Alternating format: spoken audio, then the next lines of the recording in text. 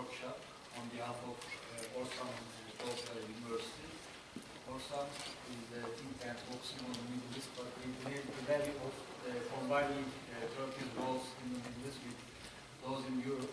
And when IPC approached us to organize this event in Ankara, and we were delighted with this offer. And I approached Erdenir from Fuat, a recently established association focusing on the global studies, but also European Union. And we decided to co-organize this event, hoping that it would contribute to Turkey's recent efforts to bolster membership process. And following this workshop, we will move to the next meeting room where we will have an open conference, which will also be attended by the co-chair of EU-Turkey Parliamentary Committee. With that note, I would like to pass the floor to Fuat to say a few words in terms of welcome, and he will also discuss it for the end of the presentation. Thank you, Şaban. My name is Fuat Keyman. I am the director of Istanbul Business Center. I would like to thank TOP and ORSAM for making this possible. Very briefly, this event emerges from within our strategic partnership with Stiftung Mercator,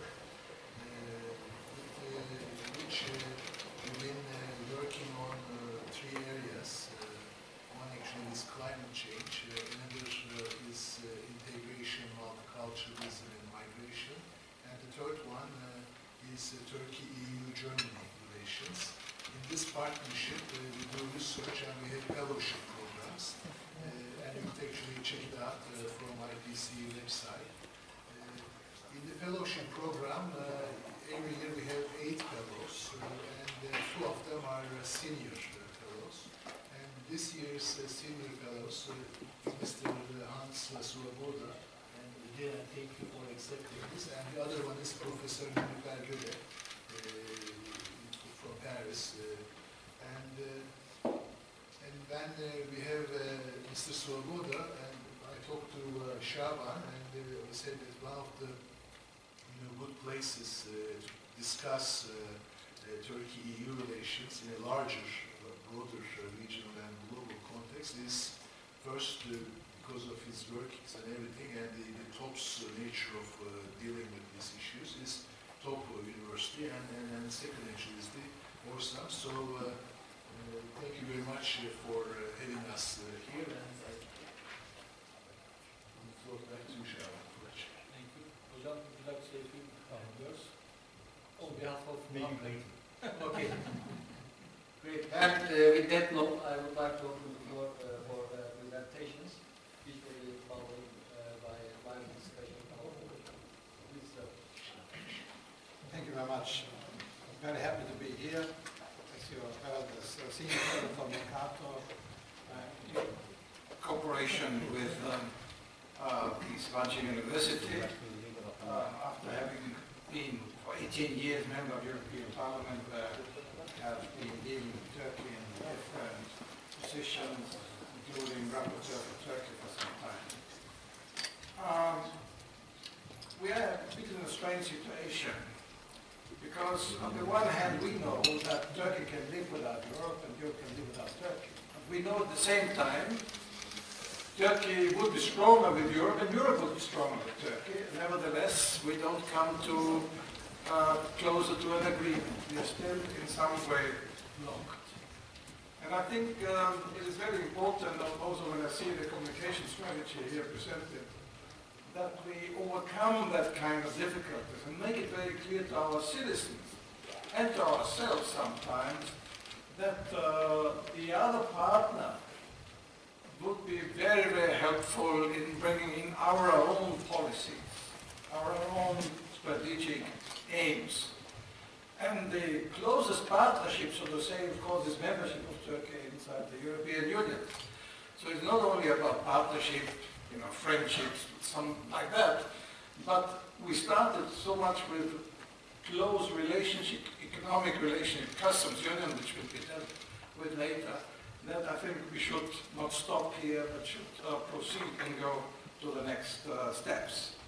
Now there are openly some stumbling blocks, some difficulties, some obstacles.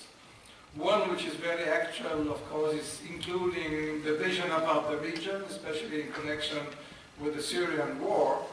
But nevertheless, I think we both, Turkey and European Union, have an interest on more stability in the region. Because the instability, of course, is immediately affecting Turkey much more than Europe, in figures, in numbers. But nevertheless, Europe also is sensitive and sensible concerning the situation in the region. And together with Kobani, we saw what can happen and how conflicts may arise, which are not conflicts as such between Turkey and European Union, but nevertheless can create some discrepancies and antagonism. We are very glad that we overcome at least some of the obstacles in due course in connection with Kobani, but still I think we have to find a common approach, a common vision, how stability in that region can be produced. But we'll come to one of the points in connection with the current question later. The next very old and very new obstacle, of course, is the different views about Cyprus. Unfortunately, the talks have been blocked. Unfortunately, Cyprus, the government, the president of Cyprus, withdrew from the talks. I don't think it was a clever step to do that. Whatever the reasons or the justifications were, my impression, having been very often in Cyprus and many strong discussions with the Greek Cypriots, is that maybe domestic issues play again a big role why the talks have been stalled and Cyprus withdrew. If we see the opportunity, what could happen if Turkey, Cyprus, and I mean the whole Cyprus, both parts, and Israel and other neighbors would work together in the energy field, then there is an enormous potential contribution, not only to the energy supply as such, but also to find cooperation between these countries concerned. Again, a strong contribution to stability in the regions. Now, the next block I just want to briefly mention, of course, is the blockade concerning some of the chapters. I think it is not acceptable or not I think, supportable and understandable why, for example, the energy chapter is still not open. We discuss energy issues with Turkey, but we don't open the chapter. Also the chapter 23-24 on the rule of law, on the human rights and fundamental rights.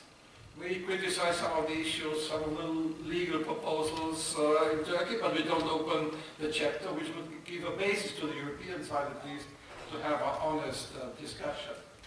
So I think you cannot have negotiations and not open the chapters of negotiation, the vital chapters. And therefore, if in the Commission statement, which is a fact, it's stated that these chapters are not opened, I think it is absolutely necessary to fight for opening new chapters. Again, I think the Knaus will come back to it, how one can deal with these issues when we have some criticism, when we see that some of the reforms are perhaps not going in the right way from our point of view, that we can combine that with opening the chapters and discussions. As I said, we from the European side have sometimes doubts about the reforms in the judiciary and in the police sector. I know, and I don't want to go into the details, it's not up to us to judge on the issues with Fatullah and all these issues, but I think what we would expect from Turkey, of course, is to be very careful in how the changes and the reforms in the judiciary and police sector are done, because although that could be a step forward or a step backward.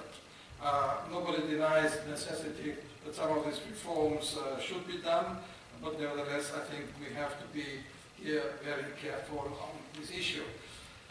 The last but one issue I just want to mention, of course, is one which always drew a lot of attention in Europe, and it's the Kurdish issue. I still remember the times coming to Turkey where it was not possible really to speak of a Kurdish issue. It was anathema.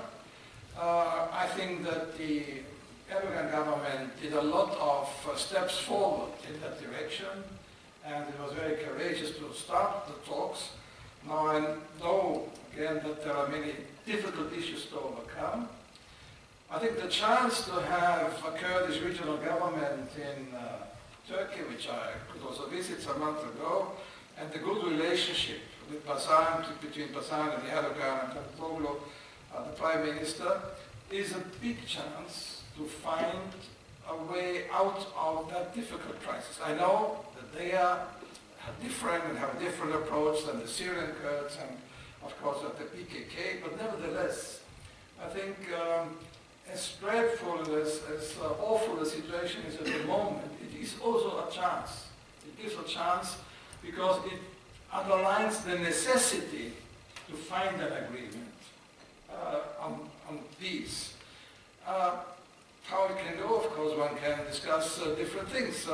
Already in my report many years ago, I said that such a big country like Turkey cannot be done without some form of decentralization that can be done in form of a federalization.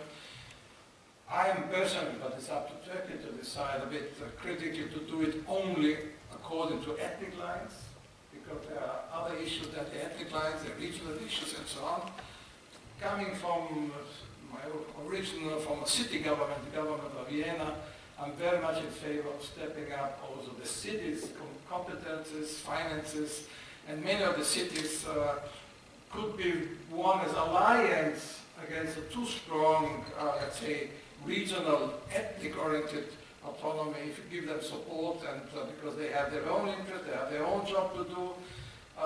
And so I think it is still possible to find the restructuring of Turkey with full respect and support of the territorial integrity of Turkey and solve the Kurdish issue. The last point which I want to mention, because I think that is also a very, very important point for both sides, is what is the role and would be and will be, hopefully, the role of Turkey inside the European Union. I think sometimes there is a misunderstanding. The European Union is growing together. Irrespective of view of skepticism we have in the European Union, and you saw it also with the last election to the European Parliament, there is, according to my opinion, no way out for strengthening the European Union, especially for the Eurozone.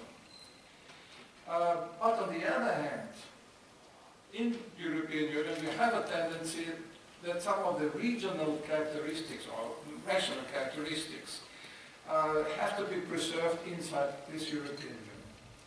And I think this is also the chance for Turkey, because Turkey has, on the one hand, an interest to join the European Union, to play a big role. On the other hand, knowing Turkish national orientation and pride and self-consciousness, we know that Turkey will not, of course, like to join the European Union, where the Turkishness, so to say, is disappearing behind some bureaucratic or political unification processes. So for me, it is very important what, again, in this communication strategy which has been distributed here, is said in the messages for the EU under point 5, when it says, Turkey is bound to enrich the European mosaic with its own colors as an exemplary model of diverse cultures and religions living together in peace. And I think this is what it is about as a political aim for both sides, because this enrichment is an enrichment for Turkey and an enrichment for the European Union. So for me, that is, I think, the message I wanted to give to both sides, to Turkey and the European Union, not to see it as a must, as an obstacle, or let's say as a necessity, but as a contribution to enrichment of the policies and the political power and influence and strategies of Turkey, but also of the European Union, especially in this very, very fragile region. I know that some people, and this I want to end, that some people in Europe, because of some criticism of internal development, whatever, want to stop again this negotiation process, maybe also in Turkey. But I think it would be a real disaster, geopolitically and for that region. The most important link European Union has into that region to Turkey would be cut. That would be the disaster. We should not cut it, we should enhance it, we should support it, we should strengthen it. And I think this is also the work we want to do together with the Sabancı University, because let's not give those who want to create a new chaos, a new disorder in the region, the power to do that. Thank you very much for your attention, and I give the floor to the next colleague. Dear guests, it's a pleasure to be here. I would like to thank ORSAM, Istanbul Policy Center, and the AFGAT for their kind invitation. Well, my colleagues have distributed our strategy documents. We have the communication strategy, the EU strategy, and the action plan. I know they are very technical documents, so I'm not going to go into those details and make a descriptive presentation. Rather, I would like to discuss the issues that we will be facing when implementing that strategy. And mainly our EU strategy is based on three pillars: reform, transformation, and communication. Reform in the sense that political reform process. And what we perceive as our main challenges is the delicate balance between security and freedoms within Turkey. And this is something, in fact, Mr. Swoboda had touched upon as well. We have external threats, especially in our region. Two of our neighbors, Syria and Iraq, have become 5 or 6 entities instead of nation states. Internally, we had some threats in the last 1 year within the structure, within the state. So it's really important to restore this delicate balance between securities and freedoms within Turkey. As the second pillar in the socio-economic transformation, well, you would appreciate that Turkey has done much in the last decade. Financially, economically, correct policies were implemented. Millions of people have moved into middle income class. But right now we have reached a due point, I think, and this is what the economists call the middle income trap. And this is the issue that we would be facing when implementing the socio-economic transformation, because at the end of the day, we had adopted around 2,000 primary and secondary legislation the last decade, but right now we are stuck with the implementation, and that implementation is really important, which is very much connected to this situation of the economy, I would say. But recently, Prime Minister Davutoğlu has announced a structural transformation program on how to somehow challenge this middle income trap and develop new technologies with value-added industries, more investments in renewable energy products, and the aim would be to increase our GDP from 800 billion US dollars to 1.3 trillion US dollars by 2018. But again, this is a process. And third pillar would be the communication. Well, we have to admit that Turkey has an image problem outside of Turkey in many European Union countries. There are many reasons behind this. Yesterday there was a study announced by this public institution called Turks Abroad, saying that 70% of the Turkish communities believe that they're excluded from the whole societies, which is, I think, a very serious situation after half a century of living in those countries. If we still have that problem in front of us, this is an issue to be resolved, and we still have to face with the integration problem of those migrant communities. That's a fact. Well, as a sign of hope, I would say we are pursuing the visa process in somehow dealing with that communication problem. And Gerald would most probably touch upon the visa issue. Last month, the visa liberalization dialogue report was announced, and it seems that we're on the right track. 62 out of 72 benchmarks were somehow implemented or partially implemented by Turkey, and it's only the first report. So, by time, I think we will take important steps and reach that visa liberalization at the end of the 3-year period of time. So this was my first point of the strategy. But my second point would be about our topic beyond chapters. Well, it's unfortunate that the accession process, the negotiations are not moving properly. 17 chapters are blocked on political grounds, and we are trying to find a way out of this stalemate. But there's one issue that this stalemate of the negotiations shall not definitely be an obstacle before further cooperation between Turkey and European Union in the challenge of so many problems around us. But my point is that Turkey is mentioned as a partner in by many European politicians, and we can read the texts and the discourse, the rhetoric that Turkey's partnership is being emphasized. But Turkey might be an important partner with the European Union, but more than a partner, Turkey is a candidate country, negotiating, exceeding candidate country, and we shouldn't be losing that accession perspective. I think it's very important because at the end of the day, how are we going to measure this strategy? It depends on our benchmarks that are there in the accession process. And to measure the progress, to measure the success of the Turkish society, economy, or the state, it depends really on this process to be continued. And more than that, it's the leverage of the European Union. What about the European Union having a leverage in the Turkish reform process? Otherwise, this wouldn't be a Navy rules document, it would be a red document, and it would be the action plan of the Turkish government on democracy, political reforms, and socio-economic transformation. So we really shouldn't be losing that perspective, accession perspective of Turkey. And my last point would be that there's a new rhetoric in Turkey-EU relations. I think there's a window of opportunity. Prime Minister Davutoğlu is a real believer of the EU process of Turkey. Minister Bozkır and Minister Çavuşoğlu have been in this process for some time. And the rhetoric is really important of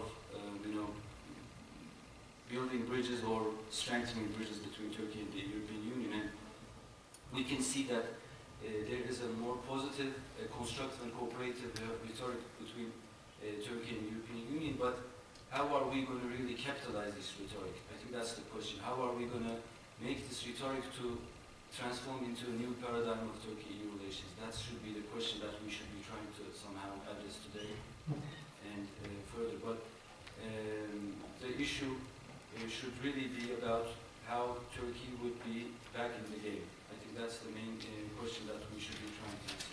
Thank you very much.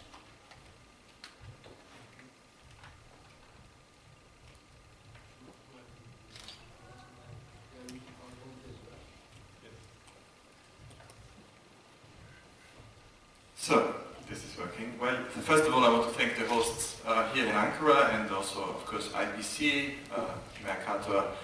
It's always a great pleasure to be with so many friends, and I recognize a lot of people here. And also, of course, Burak, Erdenir, we've been working a lot in the last few years, and what I will be presenting here has a lot to do with the work that was done by him and others in the European Ministry, opening the road to what I think is the most exciting current process in EU-Turkey relations. I mean, this is an important relationship, and in that relationship, the most exciting process with most potential to transform a situation of distrust into one of trust has probably to do with the visa liberalization. Not just because visas are important, but also because this process, I will argue, holds the secret to how to transform the rest of EU accession. And as the title of this event is Beyond Chapters, by going beyond artificial blockades which do not serve anyone. The central problem is that today there is a lack of trust. Lack of trust in Europe and Turkey, lack of trust in Turkey in the intentions of the Europeans, and lack of trust of everyone in the accession process itself. There is lack of trust in EU member states towards the Commission. When the European Commission says a country is making progress, in the Dutch Parliament people think, can we trust the Commission? When the Commission says the country is not making progress, in the Parliament in Macedonia or Serbia, people say, can we trust the Commission? And the central question of trust is the doubt whether the EU accession process can transform countries. There is also the question of what the process means for people.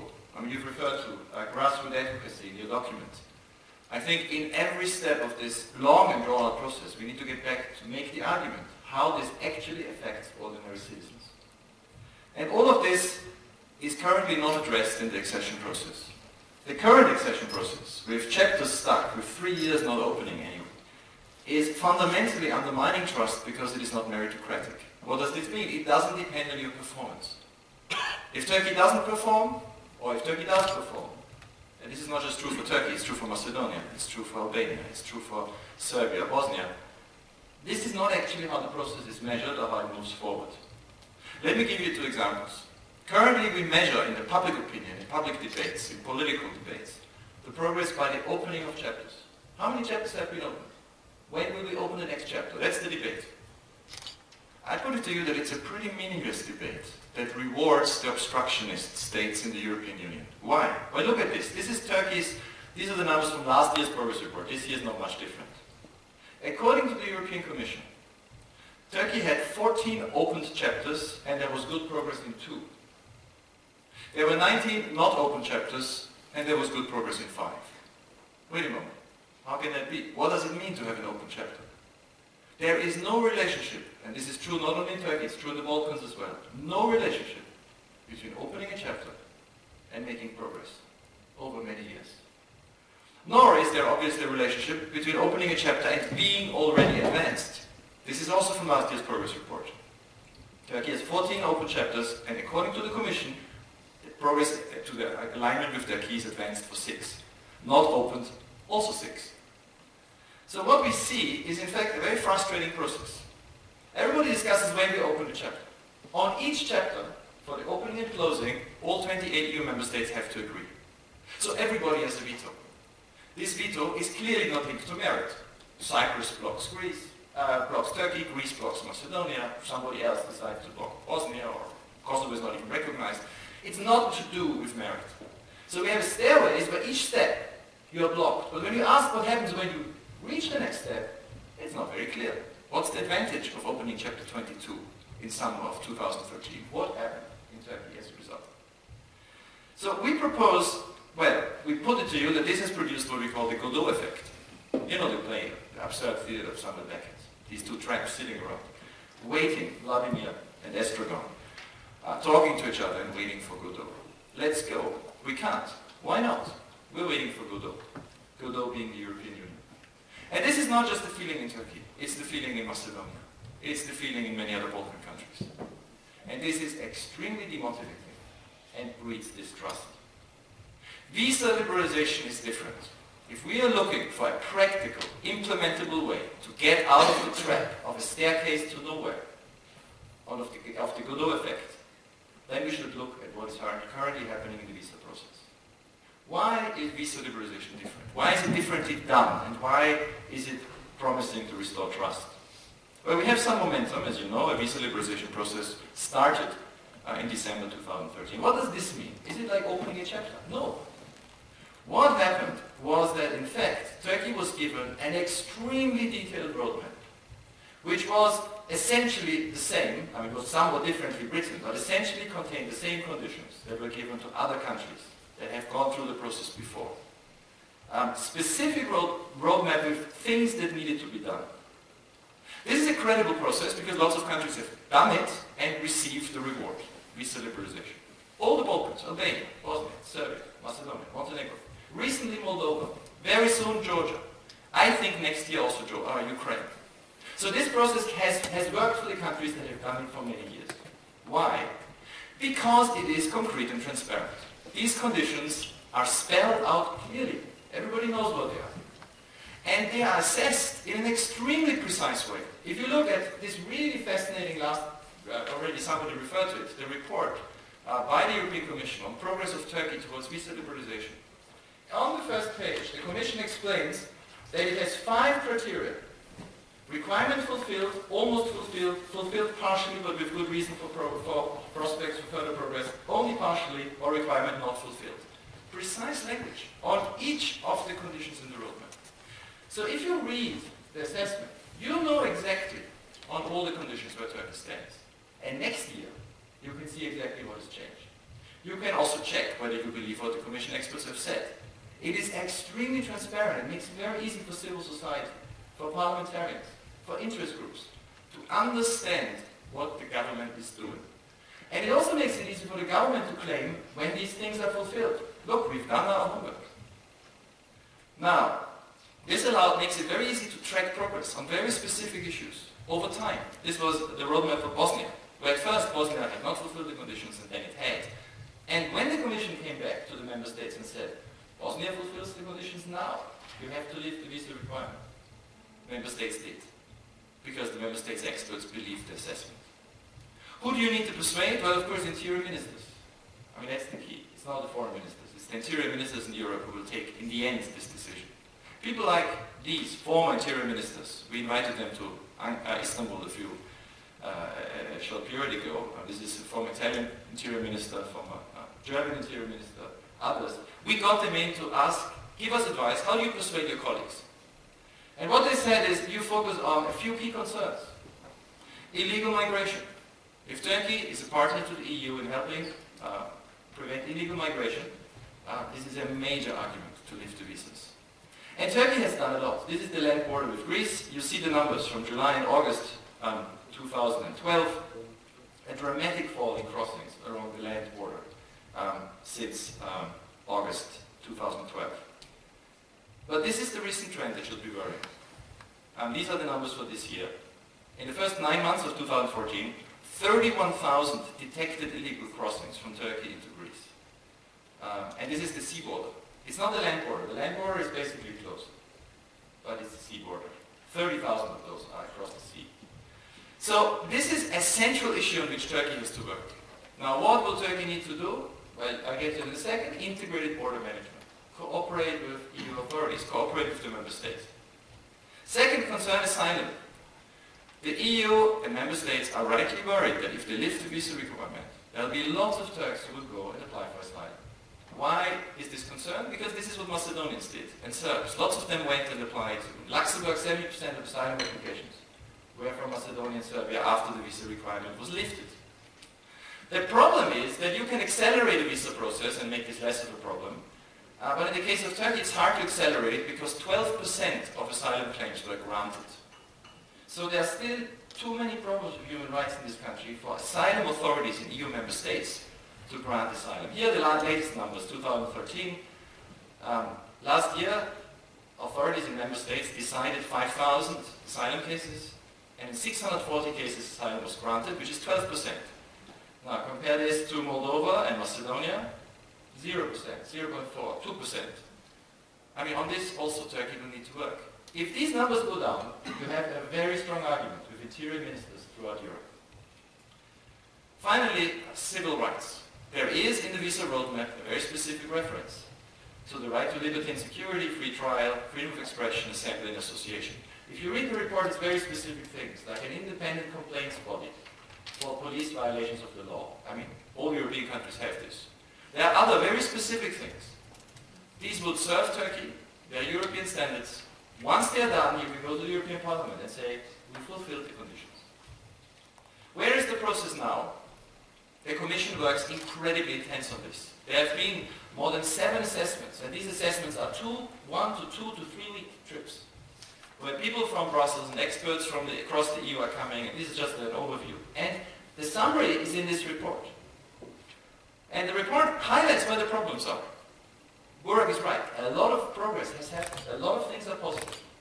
Here are the problems that still need to be addressed. They're the biggest problems. Turkish passports. This is really paradoxical. You have biometric passports, but they will be useless if you get visa liberalization, because they don't meet EU standards. So you have actually quite expensive biometric new passports. I think you already have millions distributed. But because they don't have the fingerprints embedded in the chip, you can't cross into the EU even when the EU lifts the visa requirement. Now, this is silly, because it means that Turks are now spending money on new passports which they can't use once the visas are lifted. Now, and Turkish authorities already keep the fingerprints, but they don't put it in the chip. They just have it in their computers. Second problem, border management. No progress at all. Now, you have your own strategy, a Turkish strategy, how to integrate, how to change the border regime. In a nutshell, it's you have so many agencies that don't work together. Customs doesn't work with the police, doesn't work with the land forces, doesn't work with the gendarmerie, doesn't work with the Coast Guard. Now you need an integrated system. There are lots of models how to do that. I've just visited Finland to study how the Finns did it. Turkey knows that. You have experts who know this in your Ministry of Interior. It just needs to be done. Data protection. You don't have international standards for data protection. Why do you need that? Because if the EU wants to lift the visa requirement, it needs better cooperation with your Interior Ministry. But for this better cooperation, it needs to trust that information that goes to Turkish institutions is safe. This is also good for your citizens. Finally, last and most important symbolic point, readmission. Turkey has signed 12 years ago a readmission agreement with Greece. Now, what that means is that Turkey commits itself in that agreement that is in force since 12 years to take back third country nationals that cross from Turkey to Greece. Here's the record. I'm just looking at the last 3 years. Greece has requested in 2012 20,000 readmissions of third country nationals. Turkey has granted 823, and in the end 113 have been readmitted. This year is the worst on record, which is not good when you have a visa liberalization process and try to convince interior ministers, and when the commissioner in Brussels is Greek.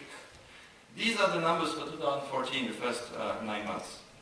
8,748 requested, 149 granted, 6 readmitted. Now, what's the problem? Turkey has 1.5 million Syrian refugees. Turkey is repatriating every year on average 26 to 30,000 people. Every year. Why can't Turkey take 2,000 from Greece? I mean, this would not be a huge cost, and it would be a huge benefit in the debate with interior ministers. What can the EU do? I'll have this in 30 seconds. The EU can do a lot. It's committed itself in its agreement with Turkey to fully exploit the EU visa code. It could reduce rejection rates to less than 2%, which is the case for many countries the EU has visas with. It could give more than 90% long-term multiple entry visas. It could reduce costs. It could solve the Erasmus student visa problem. All of this it could do now in compliance with the Schengen visa code. And in fact, you see that countries are implementing things very differently. These were the rejection rates in 2012. Belgium at 13%, Italy at 0.8%. So it depends on the country. Multiple entry visas. Austria gave 99% multiple entry visas. Basically every Austrian visa is a multiple entry visa. Spain gave 5%. This can be changed. The trend is positive, but not fast enough. So the EU is now giving, in 2012, 50% multiple entry visas. The Finnish example is also very concrete. In Finland, if you are a businessman, have any relations with Finland, you get a multiple entry 5-year visa within 5 business days. This, every EU consulate and embassy can do for every Turkish applicant, if it wants to. The law allows it. So where will it be in 2016? Will Vladimir say, shall we go? And Estragon say, let's go, and they will not move, which is the end of waiting for Godot. Or will we see pictures like this, when in the Balkans, Macedonians were told that they had visa-free travel to the EU. And will this approach, and that's my last slide, be used for the rest of the chapters? Imagine if on all the chapters in your negotiations, the Commission will produce today similar roadmaps. Spell out precisely what needs to be done and assess every year in the progress report how far you've come. Then it suddenly doesn't matter if the chapter is opened or closed. Well, it matters when it is closed.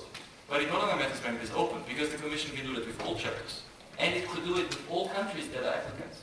And then you are in a fair process, where you know what you need to do and where you know how to be judged. And where you can convince the EU through a record in the next few years that Turkey is serious. Thanks a lot. A lot of our reports are online there, and I'm looking forward to the debate.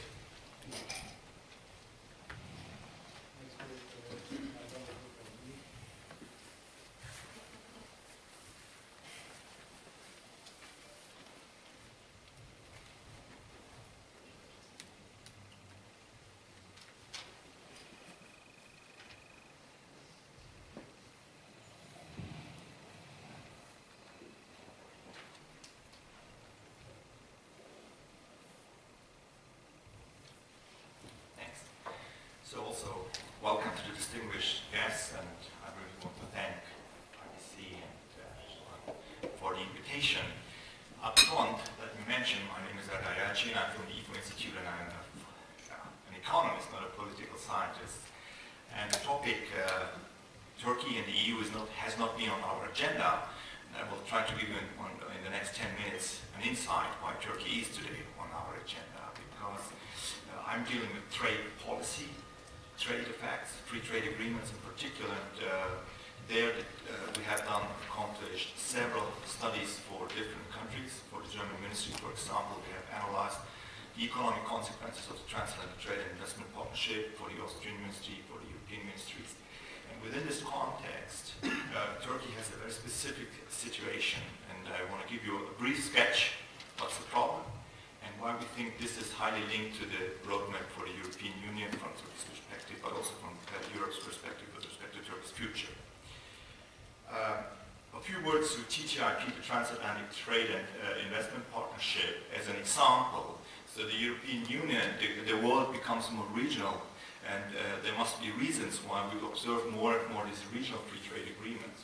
What are the major arguments?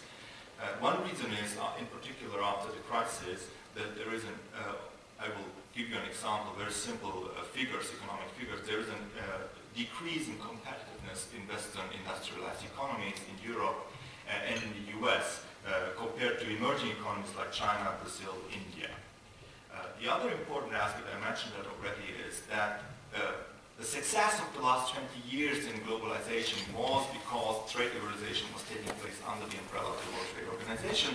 However, interests within different groups of countries are diverging, and this resulted in a stopping of the successful progress of the negotiations. So the Bali round, the last round, basically failed, and the small success announced in the Doha round, sorry for the misspelling, Doha round was the last official negotiation round, which was not successful. And in Bali there was this announcement that there is a success now, but India is now blocking again this so-called success. They did not sign simply the contract. And last but not least, there is the need for economic stimulus. You know, unemployment rates, in particular for young people in southern European countries like Italy, are up to 40%. These are very dangerous numbers. So there is the hope that trade liberalization among industrialized economies may give a stimulus in order to overcome these problems. So there is not only the Transatlantic Trade and Investment Partnership between Europe and the US, there's one with Japan, which will be successful. I'm very optimistic there. There's with Canada, with the Asian countries, with India, and a lot of other countries. So Europe tries to increase its trade liberalization policy. And I mentioned that there are clear indications that competitiveness is one major motive. Here you see, for example, the first pillars, the GDP pillars for the year 2011 as percentage of the world output for the US and Europe. You see that in 2000, more or less 50% of world GDP was generated in the European Union and the US. And you need to remember that only 12% of the population is living in these two areas. And now within one decade, the share in GDP and output dropped by 10 percentage points. And the reason is that China and India is grasping more and more in this share. So the gravity, the economic gravity is shifting to the Asia-Pacific area. This is an important aspect. Some figures here from Germany's perspective, for example, you can say like, well, is trade so bad with the US, or what are the main trading partners of Germany? And surprisingly, for many people, the US is the second most important trading partner. So there is not really an issue that trade is hindered.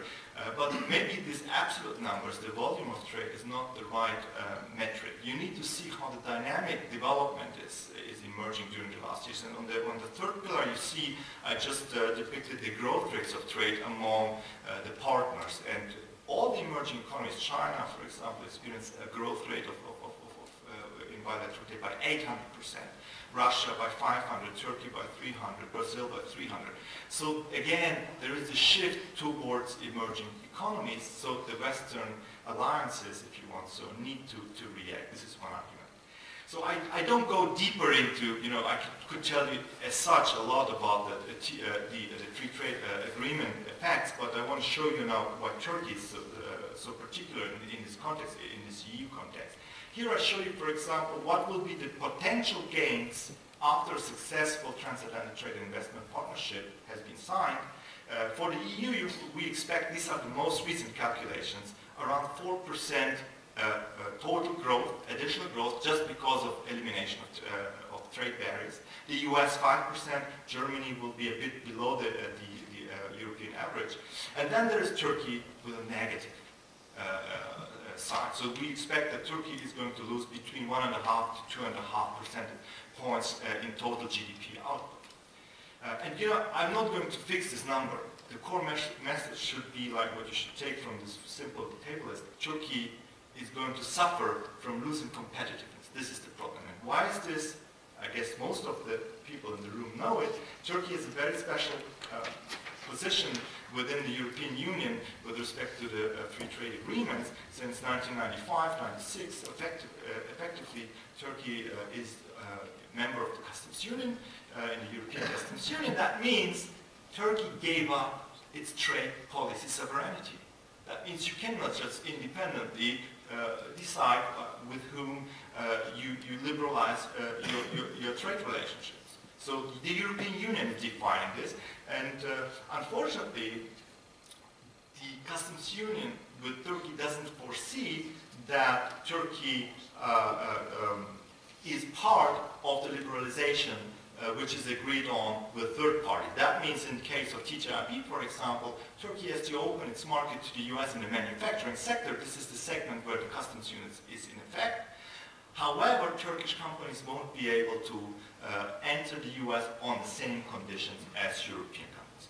So this sounds a bit strange, but looking retrospectively, the idea was like in '96, this is the first step, let's take in Turkey, and becoming a member of the European Union, this asymmetric institutional problem would disappear. So I'm not going to criticize the people who signed this contract. In the 90s, this was an important contract, and one can even say this was a very successful agreement. The customs union was and has been one reason for this economic recovery, in particular after 1999, in the last 15 years.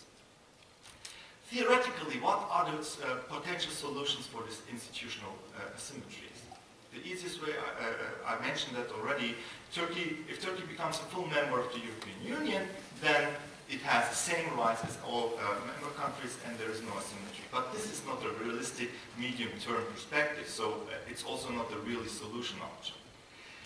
The other option would be that Turkey is integrated into the EU's new FTA negotiations. That means basically that the EU should bargain in the name of Turkey, but this is not feasible, again, because there is no mandate for the European Union, and why should the European Union do this? It's also not very realistic. The third one is, and this is in, I've been several times in Turkey, and there were like waves how the political elite has reacted on this asymmetry during the last 2 years. The idea came up again and again, and in the last weeks again more, that Turkey should transform its customs union into free trade agreement. Effectively, this means Turkey is gaining its trade policy sovereignty, because you can, on a bilateral level, again, agree on the tariff policy with respect to each third country. Practically, this is not really a policy option. Why not? Because Turkey's success, economic success, as I tried to point on, is linked to the customs union, because the customs unions means, technically, there is no need for example, for German companies who produce goods, automotive parts, for example, in ORSAM, and they are re-exported to Germany. There is no need to prove that there is something there are parts in these goods which are not from Turkey. These are so-called rules of origin regulations. If you transform your customs union into free trade agreement, you need to prove each time whether you have foreign content in your export. That means you generate in the manufacturing industry cost, which is basically a reason for European companies not to come to Turkey, for example. So the outlook, how to get out of this institutional situation is not good, it's futile. If the IFO Institute has a suggestion, and I want to upfront again mention why we follow this reasoning, because we are concerned that if the recession in Europe may appear, it looks not good at the moment. If the economic conditions in Turkey develop as they look like, not very positively, then there is this temptation to use this argument, this misalignment for national statements. Namely, for example, let's step out of the customs union and transform it into a free trade agreement with the European Union. We believe if this happens, Turkey would be on the wrong path because it would decline the bridge, which is a success story, I agree with you. The economic bridge is the most successful one. It's not discussed in the public so much, but it's one of the most successful in the recent history stories of the European Union. Not only for Turkey, but also for the European Union member countries. So what we say is, so here I just mentioned, for example, that 40% of Turkey's exports go to the European Union because Turkey is part of the value creation in German, French, Italian companies. That means, on the other hand, any improvement in trade relations between the EU and Turkey can counterbalance in the medium and short run these asymmetric negative externalities arising from the customs union. So we say deepen the customs union. Deepen the customs union, it is at the moment restricted to the manufacturing sector, so open up the service and the agriculture sector. This is already itself, again, a very complicated issue with many other problems. I don't want to go into that in a keynote here. But the reason why we say we should convince politicians in the short and medium run, because this would counterbalance also the temptation to reduce the positive working economic linkage between Turkey and the European Union. So there is a direct positive effect from a deepening. You will observe more trade. And there is an indirect one because this idea of being part of the value creation of Turkish companies in European companies is a kind of compounding effect. So I mentioned that these two segments or industries should be accounted for, and the second pillar, besides deepening the customs union, should be improve the foreign direct investment attractiveness, not by medium-sized companies, but by multinational companies. Turkey is on a good way in that respect. Turkey is, for example, in the automotive industry, many people don't know that, one of the leading intermediate goods producers in that segment. And you can increase attractiveness, and Europe has good reasons to account for Turkey because there is this aging society, for example, in Germany, and there is need for good, long-term, good educated, and a long-term perspective with young Turkish people, good education, and we believe you have the keys to open up this second pillar. In the medium term, if this policy, and long term, if this policy, the first 2 points are addressed, we believe it opens up also, again, the possibility to rebargain, to introduce and improve the European full membership perspective.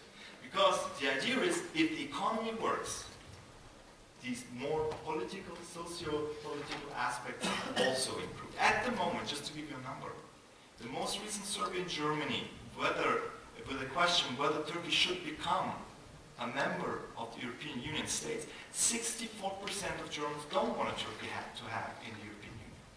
So these people do not really realize how important the economic relationship is. They believe, okay, if we don't take this, if we lose these countries, as you mentioned, Turkey can't live without Europe and Europe without Turkey. In the short run, yes, but in the long run, I'm very pessimistic. Both regions need each other. One last point I want to mention here is, it's a bit paradox. Germany is one of the strongest opponents of a full membership. Angela Merkel used this term like privileged partnership a couple of years ago. Turkey was successfully convincing her not to use this term anymore. But now with the strategy which we propose at the IFO Institute, Germany would be basically would receive what was called the privileged partnership in the medium term, and would be an ally in order to deepen the link between Turkey and Europe. Why? Because service is an important industry in Germany, and Turkey offers a lot of opportunities. Agriculture, on the other hand, is no issue in Germany, so there is no lobbying group which will oppose these chapters or the integration of agriculture.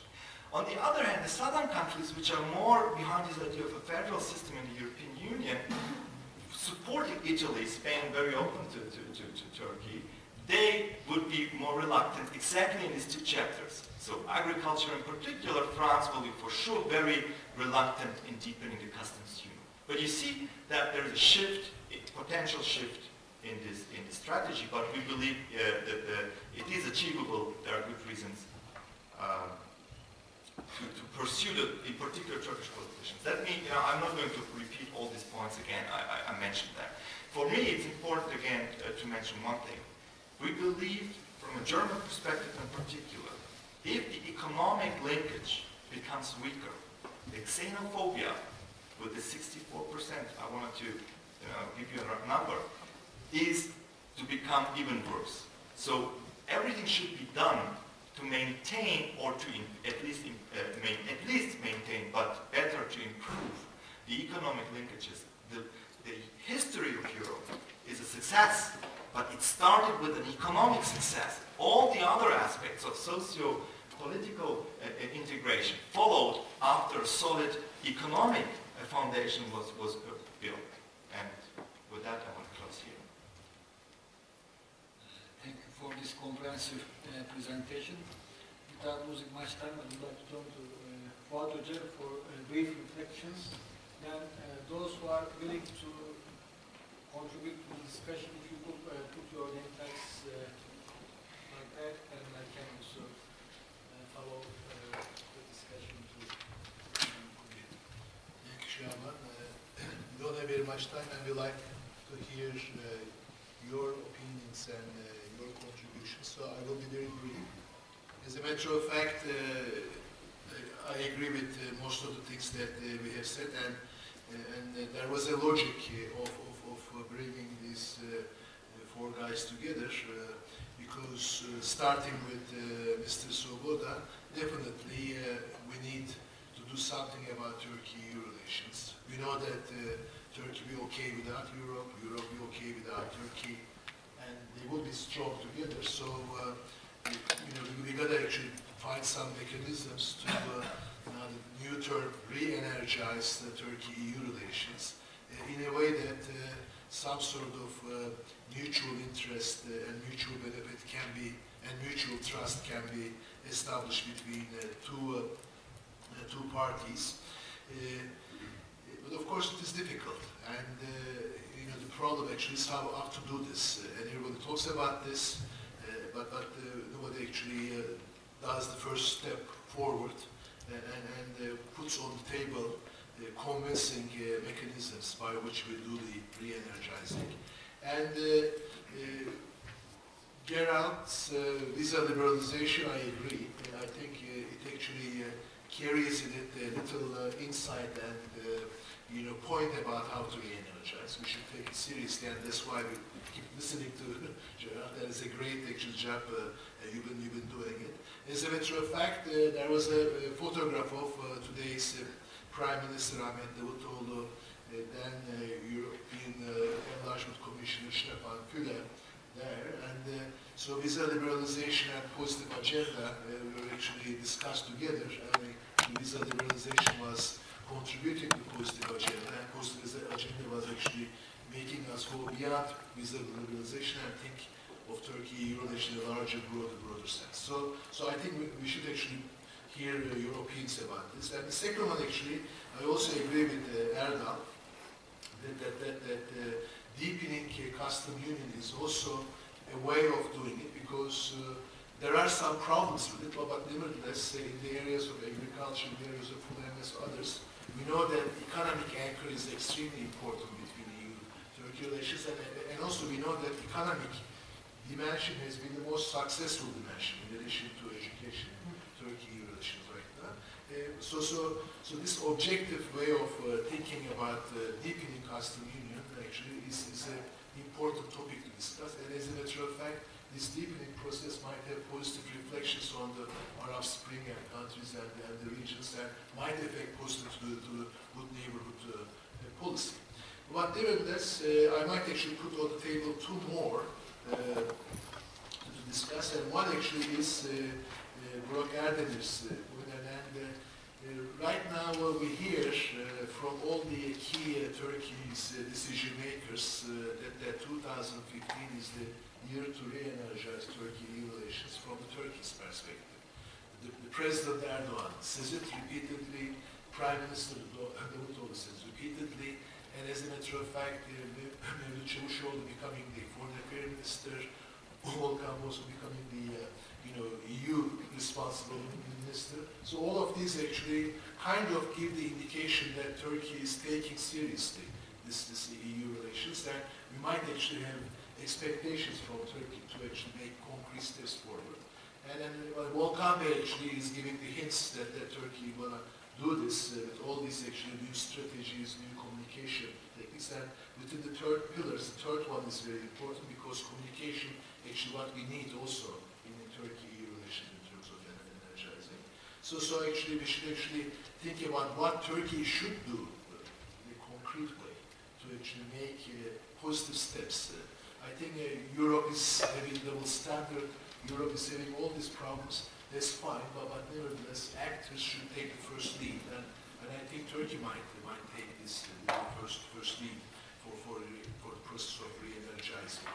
And then of course the last point, of course, this might actually go beyond this thing, but is Istanbul Policy Center and Istanbul Policy Center Stiftung Mercator partnership. We have a big, larger 3 years project on global Europe, in global Turkey in Europe, where we actually also collaborate with the German Marshall Fund, Institute of Art Internationally from Rome, and then the publication of the sort of policy papers and then long papers, op-eds are all being published in these books called Global Turkey in Europe. We are in the third year. There we actually explore the possibility of different type of memberships, and the whole question about flexible membership, multi-tier membership, 2 tiers membership. The question of full membership is also changing in Europe. So I think this should be discussed too. And actually I will stop here and just briefly, visa liberalization on the one hand, the deepening custom union on the other hand, discussion of the meaning and content of full membership with reference to multi-tierness, flexibilization, so on and so forth. And finally, sort of pushing the Turkish government to take the lead, to make the first step forward re-energizing might be the agenda on the table. But I stop here and maybe actually For the interest of time, we collect some responses and then target to the presenters. Süleyman Hocam buyurun.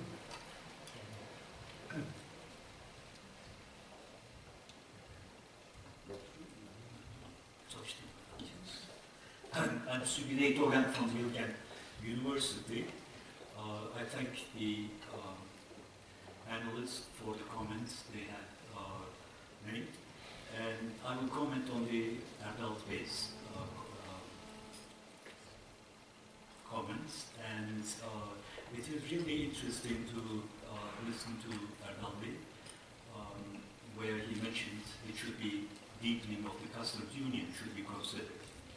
So another alternative, I mean, this issue of extending the trade relations to services and agriculture is a very important aspect for Turkey, and I fully agree that one way of achieving this would be by extending the present customs union to agriculture and services. But opening what we call the Pandora's box will be quite maybe not a very appropriate way of attracting. One other possibility is to have a free trade agreement covering the services and agriculture, or a customs union. These are possibilities that one can think about without considering the extending the customs union, the present customs union. This is really a remarkable achievement that Turkey has made, and Turkey has benefited quite a lot from the present customs union, as was emphasized in the recent World Bank study that was done on the customs union. Now, I would like to emphasize also that even if a free trade agreement or customs union will be formed, extending to services and agriculture, it will take quite a long time to implement it for Turkey. So it is, I mean, signing the agreement is one way, and then implementing it is another one. And even after so many years after forming the customs union, we still have problems with the customs union. It is not complete. We still have problems in different parts of the issues that that Turkey has to complete. Now, I should also emphasize that such a strategy will help Turkey a lot to join the TTIP. TTIP is a very important aspect for Turkey, and joining it will help Turkey to have market access to the not only to the EU but also to the US market. But right now, as I emphasized, Turkey is not ready for this kind of policy change, and ultimately it could be. I mean, it will take some time, but ultimately it could be become part of the TTIP. And even then, it is not the ultimate aim. Ultimately, it has to sign a free trade agreement with the US. I mean, if everything goes right. So that would be something that is not easy to achieve, and I would like to stop here. Other reactions from Hocam?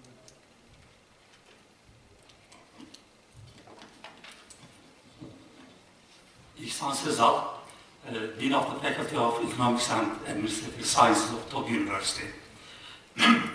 I would like to thank all the speakers for their enlightening speeches, but I don't know whether I am wrong. I got the impression that they are all very pessimistic about the whole process. And if this is the correct impression that I have, I think I would share that, because I am not very optimistic either. And I think the reason for that is that the priorities that the Turkish government has at the moment, it seems that at least in the last 3-4 years, the priorities of Turkey has shifted from the EU to the Middle East. And this has caused, I think, some strain on the EU as well. And unless that priority is changed in a very radical way, I don't think that really we can be very optimistic about the process being re-energized, as Fuat puts it. But of course, Turkey needs that. I personally think that Turkey, in a sense, is already a member of the EU, de facto member, because of the population existing there, because of all the relations, economic interrelationships, social interrelationships, and all the other interrelationships that we have with the European Union indicate that we are, in a sense, already there. But that is not by itself enough. Of course, we must do all the other necessary improvements needed for the full accession. And in that respect, of course, as almost all of the speakers mentioned, mutual trustship is really very, very important. And I think what is lacking at the moment is that trust. There is no trust on both sides. And again, going back, I think Turkey can mend that trust by shifting its priorities from Middle East to the EU again. So I think for the time being, I'll stop here and leave the platform to other speakers. But that impression of pessimism, I think I'm right. Don't you think so? Unfortunately.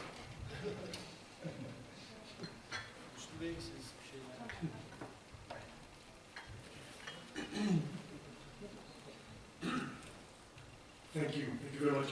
Mr. Zerre, the Ministry of Economy, is present and Deputy Secretary, Acting General Secretary in the Ministry of Economy. Maybe I can touch what Arabi has just said in terms of trade relations. Of course, maybe a couple of points. We have problems, genuine problems in the customs union. And mainly, these are stemming from the decision-making process in the European Union, and we cannot be part of it. This is a real problem that we cannot take further steps in terms of our trade relations to. Therefore, I guess, first of all, we need to look at how we're going to resolve this issue without taking a further step in agriculture or in services. Without that, there is no merit that we can take a further step to deepen this relation in terms of trade. There are problems directly related, or I should say decisions directly related to the future of customs union taken by the communities, and Turkey is not there when they take the decisions. Therefore, we need to resolve this. My second point, yes, it is an idea that energizing this relation could help further to further this process, and agriculture and services can be rational options on that. But I guess if I may just touch upon what Professor Cesar has just said, the shift from EU to any other place. I wouldn't call it as a shift, but there is no other choice for Turkey to go other options if European Union will prevail, will continue its, I would say, its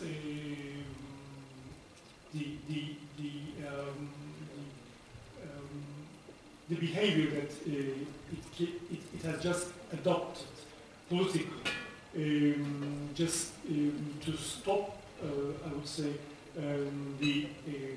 this full ownership issue to take without taking any further steps.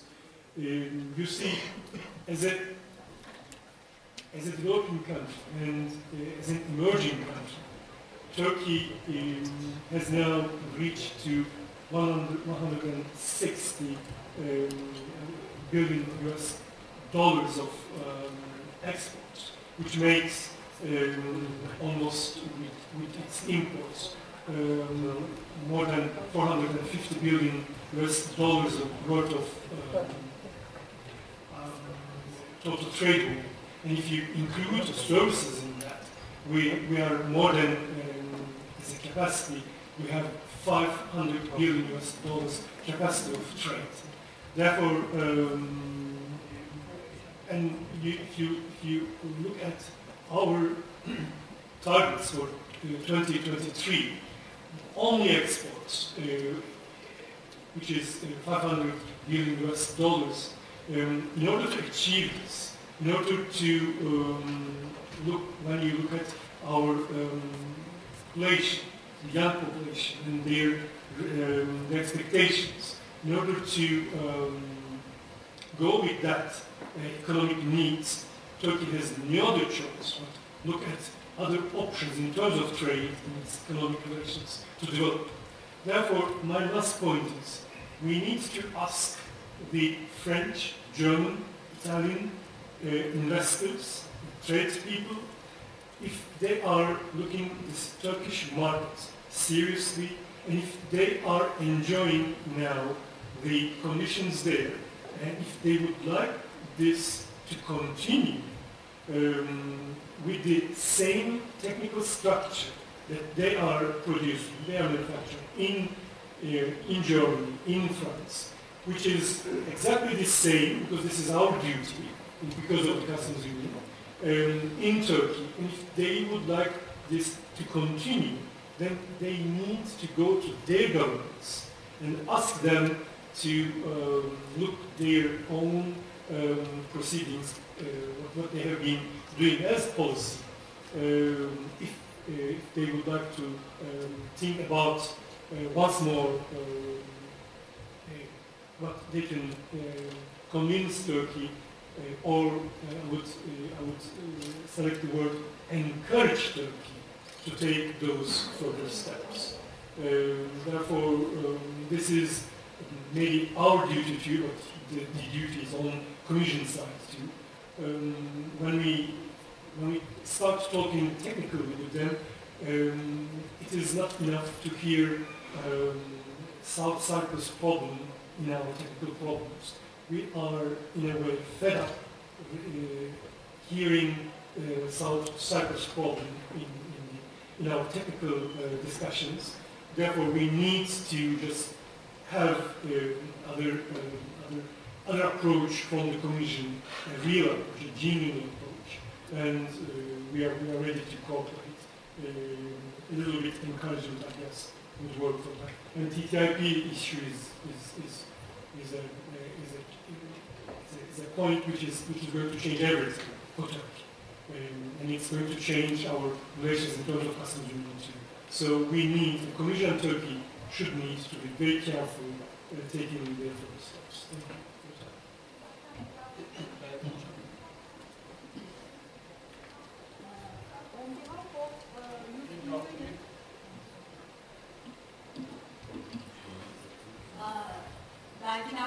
From Ankara University, also from European Union and Global Research Association. On behalf of European Union and Global Research Association, I would like to thank both ORSAM and Istanbul Policy Center, also all speakers. We believe that more economic integration will be beneficial for two parties. Also, the findings of World Bank report issued on March confirmed this result. However, after starting Turkey's participation negotiations, negotiations have faced with many troubles, many challenges. Consequently, both sides have lost mutual trust each other. We, as an association, believe that both parties should establish mutual trust as soon as possible and should support to accelerate Turkey's EU accession process. Thank you.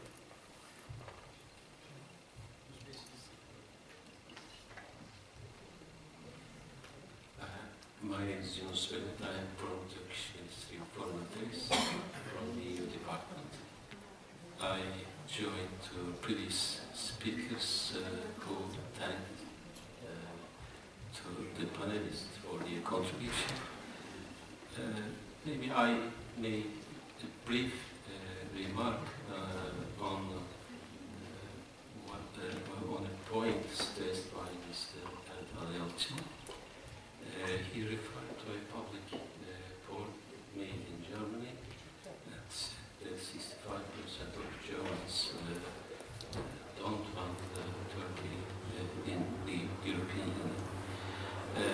This reminds me a work made some years ago by the Italians. According to this research, only 6% of the Europeans visit Turkey once in their life. So more than 90% of Europeans unfortunately have an idea about Turkey and Turkish people without visiting our country. I met many people who visit Turkey once, and I noticed that their idea is much more different than those who didn't visit our country. So I think that this is a big challenge in the coming years for Turkey. We can resolve too many obstacles. We can overcome these obstacles, but to change the perception of the European public is a big issue before us. I think that maybe the European Union can put clearly what kind of contribution to Turkey's membership bring to the EU. This can facilitate to resolve too many problems. Mr. Knaus gave us a very detailed briefings about the visa liberalization process. Mr. Yalçın touched upon the deep customs union and suggests also the decreasing competitiveness of the EU. Mr. Swoboda tried to explain what can be done together with Turkey in the region to establish peace in the region. So we see that together with Turkey, the EU can do too many things in developing the neighborhood policy, in resolving the migration issue, in creating a very big trading area. So the EU side should, I think, to give a clear approach to the European public on this issue. We are trying from ourselves to explain Turkey's contribution to the EU to those visiting Turkey, but I think the much efficient one will be the European Union's own vision about Turkey contribution. Thank you very much.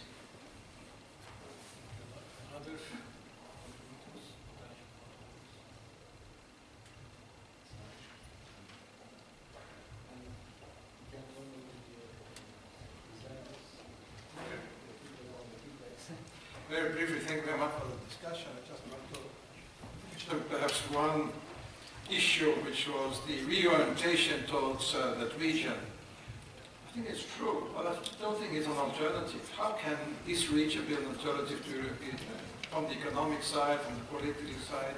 No, it's not an alternative. It's an addition, a necessary addition, I would say. I understand that Turkey is dealing with this area here. Because it's their immediate neighborhood. And what I wanted to say in continuing what Gerald said, it would be good if it would be used to bring European Union and Turkey together. Here I see your skepticism and your pessimism that the reorientation is underlying with the philosophy. Now we look for an alternative, like a threat, not by you, but sometimes it's deemed, okay, if you don't love us, I will look for another partner. No, it's absolutely necessary to say we have to strengthen the relationship and the tie with the European Union and with our neighborhood. And it would be good if the European Union and us together would be more engaged in the neighborhood with all the countries, including Israel. I'm happy that I don't defend the government's policy, Israel government's policy, not at all. But if Turkey wants to play a bigger role in that region, it also needs to strengthen the ties. Now, I've read that some of the agreements are not public, so it seems to be more agreements with Israel than being public. But I think this is a very, very positive element which could be enhanced to say, let's together deal with that region which is critical to you, but also critical to us. As we saw, if some of the youngsters from our countries are going and joining the Islamic State, so the threat is not something far away, it's very close. And of course, on energy issue, where you have a very strong stake, it's also for us in the European Union a very strong element to do. This is the brief remark I wanted to say. And the second one is, I very much agree, it will be very difficult to come to an enlargement or to an extension of the customs union. But we need intermediate steps, because we all know that on both sides we know that the membership will be not around the next days. We need immediate steps to strengthen the ties between the European Union and Turkey. See you. And the last point, you're right, many people don't know Turkey. But sometimes many Turks don't know what the European Union is. It's not as good, not as bad as sometimes it is seen. So, but this is one of the focal points we have to concentrate. To speak openly about the European Union in Turkey and about Turkey and the European Union in an honest way and in a way where we can underline our, let's say, our value added if we go together, and finally if we have a joint common union, European Union.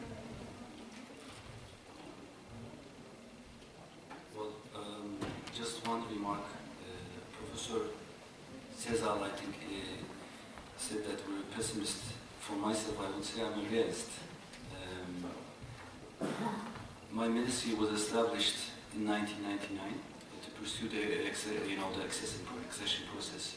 Then we became, we started the negotiations, but basically we are in charge of we should be in charge of the negotiations, and half of my chapters are blocked.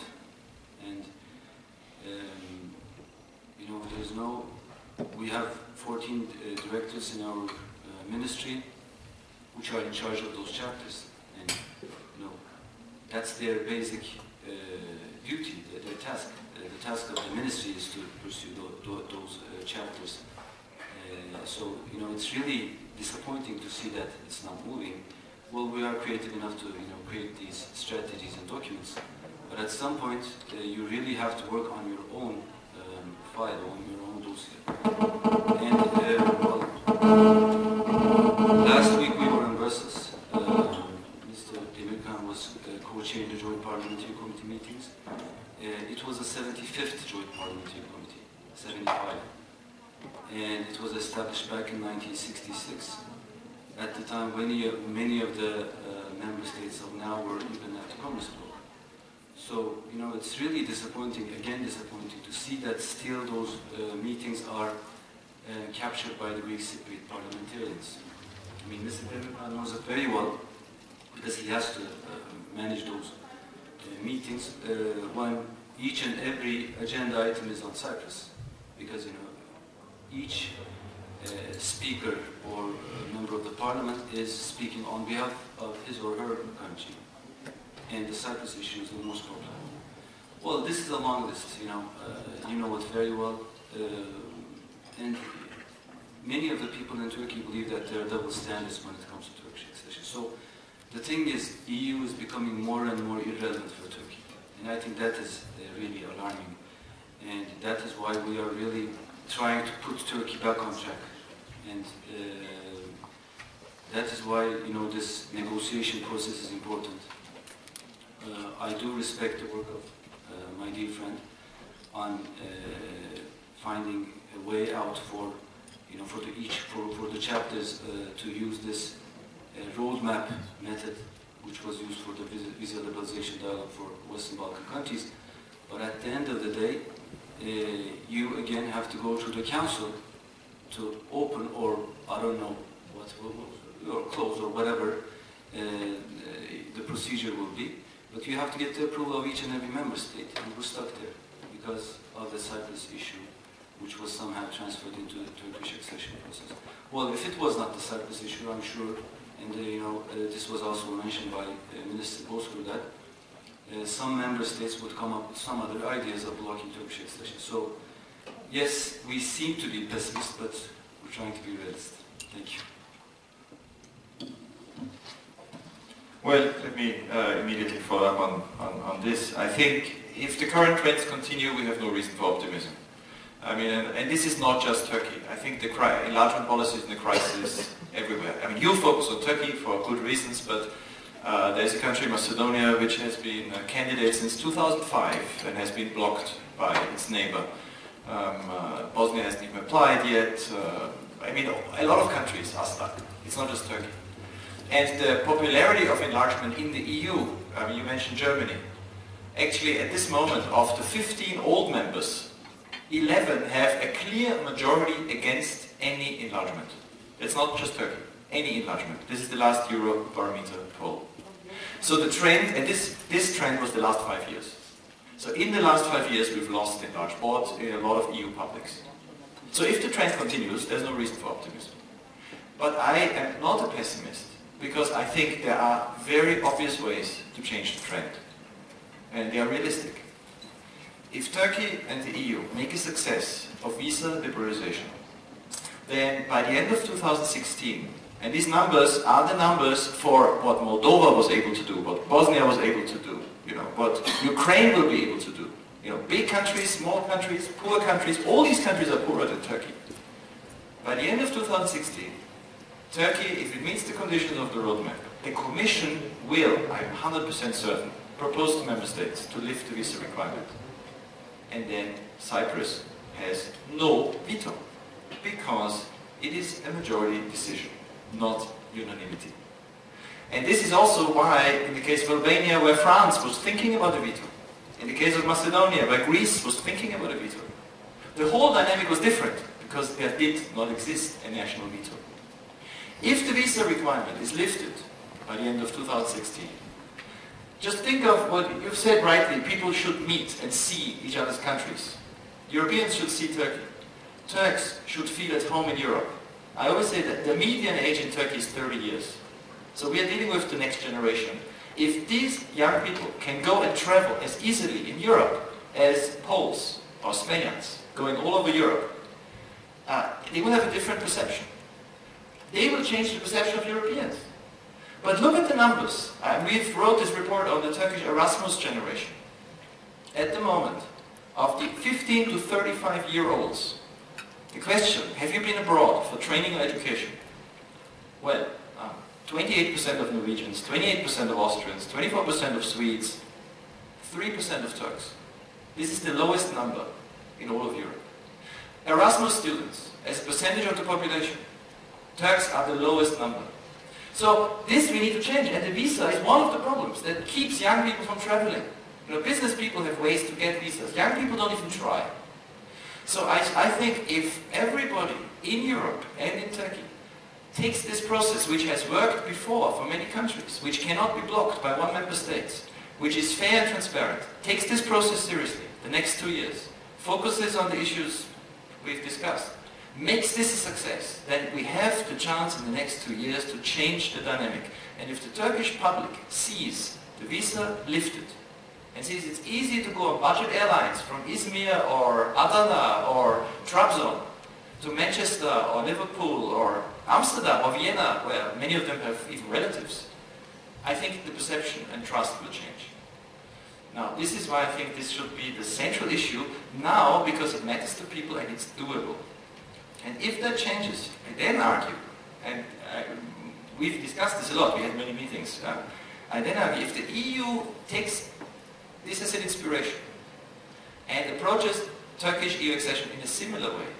What our proposal of having roadmaps for each chapter would do is it would completely devalue the Cypriot veto on opening chapters.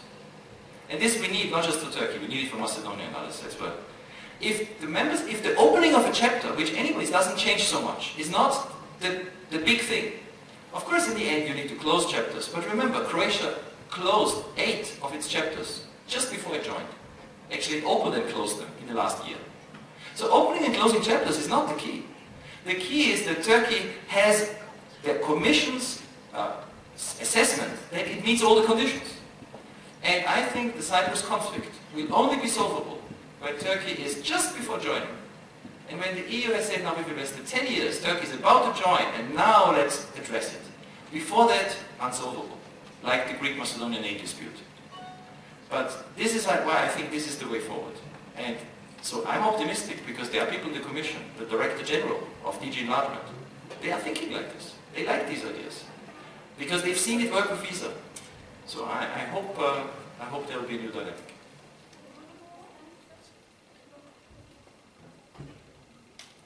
So I try to answer several of your remarks, starting Professor Tuan. I absolutely agree with you. There's a huge challenge. Maybe there should be kind of 2 steps because the complexity and also the achievability and the implementation already of the existing customs union is a problem. But the core point of our roadmap is proceed in economic integration. Maybe via, I agree, an intermediate step of a free trade agreement in the 2 non-included chapters. But just coming back to Ms. Nive's remarks, and I don't mean this personally, Ms. Nive, but you already hinted on the tragedy which can happen. I understand that you're fed up with what is happening on the political arena, but Bosch, MAN, Mercedes, they care about the future direction you're going to start. And if the message out in the media is, we will ask that France, Germany has to encourage Turkey to do something. I mean, these are political statements, but for firms, it has a huge impact. Combined with this misalignment and given the reallocation of resources after a potential successful TTIP, I hope that this kind of rhetoric statements will not be on the agenda of the politics. And for that reason, we really push heavily to build the bridge already now with all the collaterals for Turkey to go on the economic integration. Otherwise, not only the AK, but nationals, the nationalists, the Republicans have good arguments to argue as you hinted on. And that will be the wrong direction. I'm deeply convinced about that. I'm sorry to say that. This is the Realpolitik, as we Germans say. And I agree also that there is this transparency argument and so forth, but on the visa issue, it's a good example. It's power play. Turkey received this commitment because, as you hinted on, there are also 1.5 million refugees. It's simply because the cost for the European Union may be much higher to control the coming-ins instead of putting the burden on Turkey's shoulder. So I believe in the long-term political arguments which have been presented here and also from the audience. But in the medium and short term, this is a very critical and crucial point, and we say there are many things we could do better, but don't open the field for nationalist rhetorics. Proceed with collaterals on a deeper economic integration. So with that note, let me conclude this session. It has been very fruitful so far. I guess you all took enough notes feedback with you to bring back to Brussels or other places. Mr. Swoboda is planning to produce op-eds or a brief report based on his contacts. Tomorrow, I guess we're organizing another event in Istanbul, and then eventually hold a final meeting in Brussels to share your observations. We hope that the meeting, the contribution might contribute toward the final outcome, which is to have Turkey in the EU. And I also would like to invite those willing to have time to stay to our next event, which will feature Mr. Swoboda and Mr. Erdenir. We have a public conference just in the next room. And thank you again, and hope to be in touch on other occasions. No, I will thank everybody for joining us today, and thank you very much for the comments. And we would appreciate if we actually continue this in the next or in a more public forum. Yes. And thank you, Şaban, for Thank you. Thank you.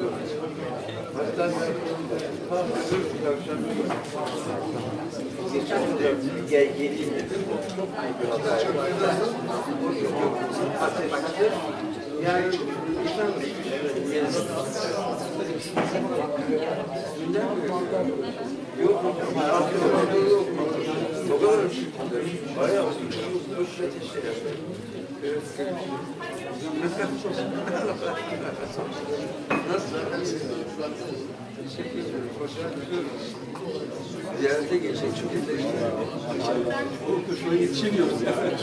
O yüzden böyle yazıyor. O kadar olacak, o kadar olacak. Burada tanıştık.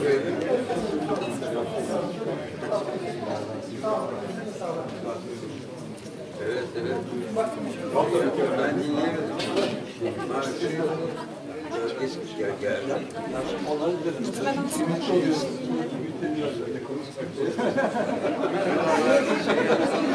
Eyvallah. Konuşuyoruz biraz.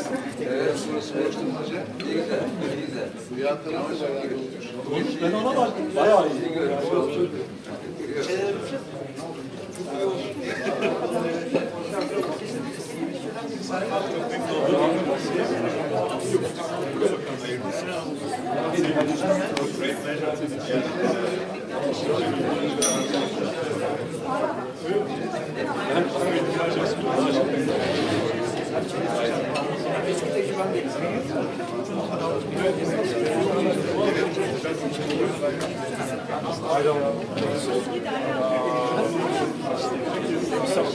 Tamam.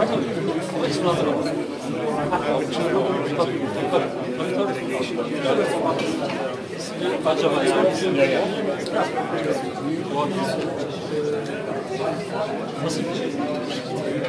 Evet, biliyorum ya, takip ediyorum.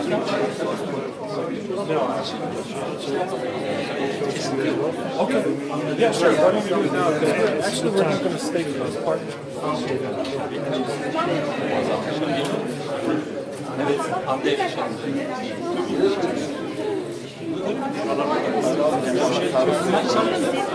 Dedim 4 kişiyiz değil mi? Sahibe gelmiyor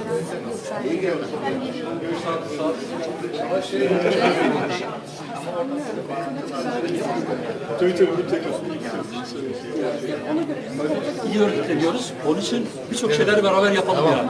Bundan sonra.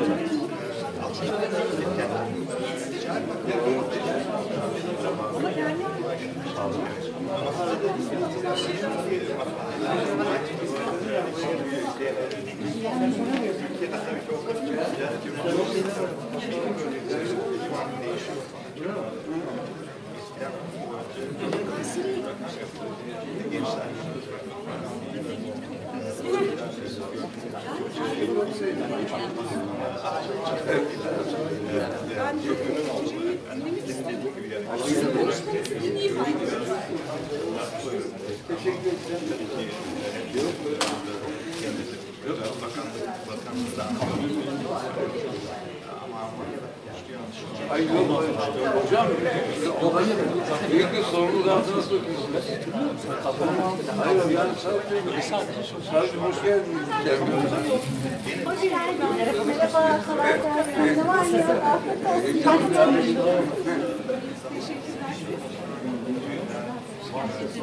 Teşekkürler.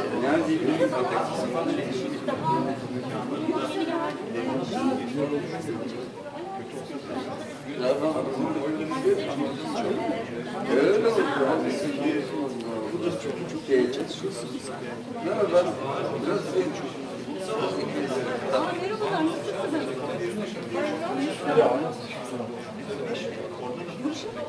Mesajlarınıza da dönüş yapmıyorsunuz.